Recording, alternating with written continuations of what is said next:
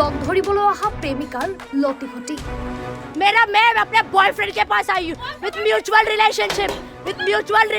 প্ৰেমিক ৰেল আৰক্ষীৰ শীৰ্ষ বিষয়া প্ৰেমিকৰ আছে পত্নী সন্তান সহ সুখৰ সংসাৰ পত্নী থকাৰ পিছতো যুৱতীৰ সৈতে অবৈধ প্ৰেম আৰক্ষীৰ শীৰ্ষ বিষয়া জানিব পৰা মতে কৰ্ণাটকৰ পৰা এগৰাকী যুৱতীয়ে বিশ্বাসঘাতক কৰা প্ৰেমিকক লগ পাবলৈ আহিল ৰঙিয়ালৈ বিশ্বাসঘাতক কৰা প্ৰেমিক ৰেল আৰক্ষীৰ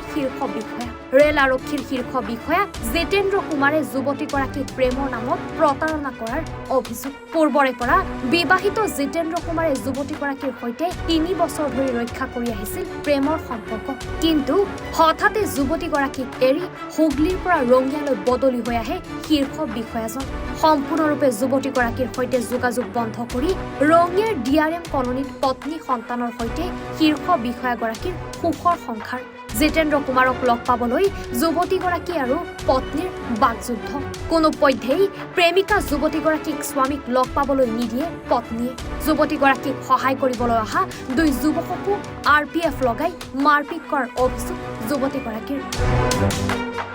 Jitendra Kumar Sharma senior divisional secretary commissioner इस आदमी के साथ मेरा 3 साल का अफेयर था मैं शादीशुदा नहीं हूँ इसने मेरे को शादीशुदा होके मेरे से अपना शादी का बात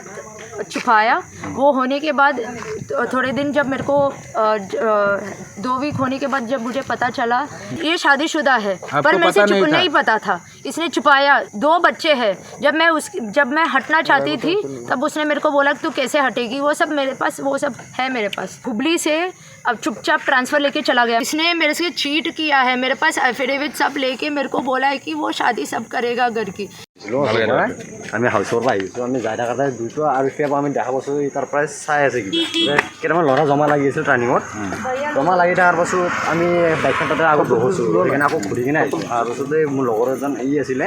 ফোন মাৰি মাতিছোঁ এনেকুৱা কথা এটা ছোৱালী আছে আৰু 7জনমান ল'ৰা আছে কিবা হৈছে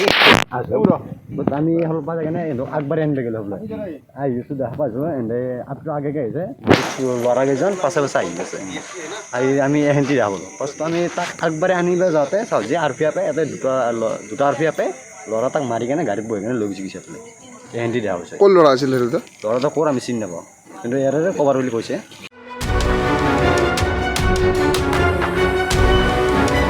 ৰঙিয়াৰ পৰা শামছুল হকৰ ৰিপৰ্ট এনি ভাৰত 24